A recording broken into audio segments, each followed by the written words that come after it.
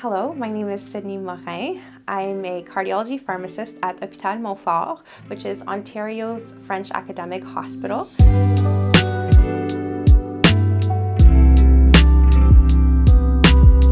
I'm also a clinical professor at the University of Ottawa's new pharmacy program, and I'm also the Associate Director of Admissions. And Ottawa U's PharmD program is actually the only French pharmacy program outside of Quebec within Canada. So it's really great to be part of those two dynamic teams. So as a hospital pharmacist, every day is different, which makes it very fun and exciting and quite stimulating. So we work a lot in interprofessional teams. We do interprofessional rounds to discuss patient discharge. We also review all of the admissions that come to the hospital. And what I want to know is, are there any potential medication-related causes to the admission? So any contributing factors that are medications that we can potentially have an impact on? We're very aware that, like in community pharmacy, behind every action we take, there's a human being behind it. So we really want to make sure that we take our time and are very diligent to ensure that every single prescription, every single care that's offered is done with extreme amount of care and of diligence. There was a situation where I was flagged by the team that there was a patient that was very reticent to start taking a medication that was very crucial for their health.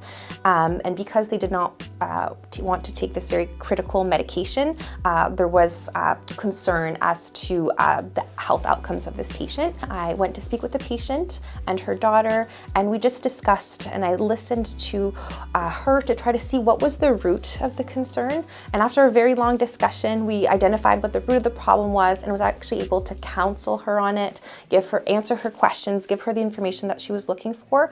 And after a discussion, she was ready to take the medication. And so that was a very rewarding experience, because you know that the person will be able to start a treatment that will help them and their health. So things like that are really what makes it such a privilege to work in a hospital setting. What motivated me to start teaching, despite also working as a clinician, was the fact that when I was a student, I had amazing mentors and amazing teachers that invested so much in my learning that I wanted to give back. So as soon as I graduated, I started working as a preceptor, because I really enjoy teaching the students, but then they also in return teach me a lot back. So I grow as an educator while they grow in their clinical skills. And when I teach in an environment like the University of Ottawa's pharmacy program, it's really fantastic because they use a competency-based education. They ensure that there's active learning strategies that are being used. We conduct research with the students. We also teach them in an interprofessional setting at Ottawa U PharmD. So it's really great to be teaching in those kinds of environments with such dynamic teams. According to different statistics, 60% of Canadian adults and 88% of our seniors are actually considered to be not health literate. Therefore, beyond clinical knowledge, what I want my students to take from our rotation is the fact that taking a patient's health literacy into consideration is extremely important, whether that be through providing this patient with visual aids, or simply adapting your communication to use plain language, or using a teach-back method when counseling.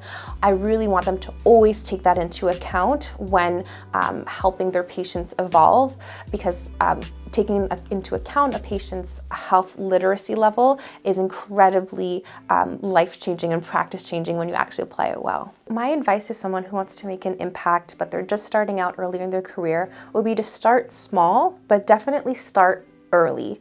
Even if you can simply make a small change or a small contribution, like just starting to be involved in one committee or one project or one research study, it can make such a big difference and can really snowball into so many other wonderful opportunities.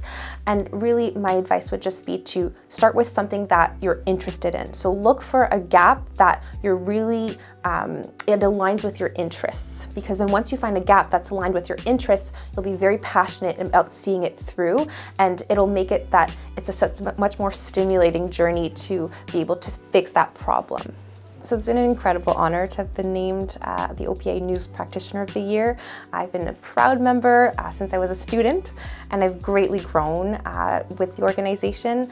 The organization offers so many wonderful continuing learning opportunities and professional development opportunities. So I've been able to also get involved on the side with the research and academic different initiatives. And so I've been also really proud to work with various groups, including patient advocacy groups to improve health literacy. So it's been really wonderful to be recognized by OPA for these.